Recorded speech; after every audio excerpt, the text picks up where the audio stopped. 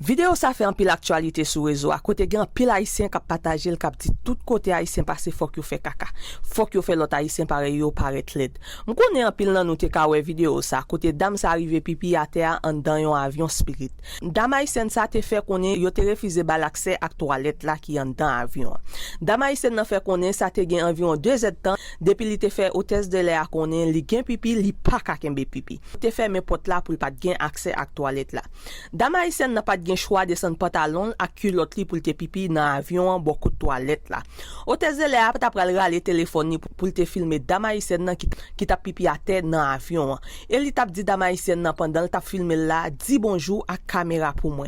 Dame haïtienne dit sortez vle me faire. M'gen des temps depuis m'zoom m'gen pipi m'pa ka kembe ou faire mes potes ou ka voye un mandat pour arrêter c'est pi bon façon. C'est comme ça dame haïtienne nan t'a pral répondre hôtesse de l'air. Hôtesse de l'air lui même ni te répondre dame haïtienne nan qui t'a pipi à terre pour te dire li supposé bran pile de l'eau parce que pipi li senti fort li te écoutant. À la frère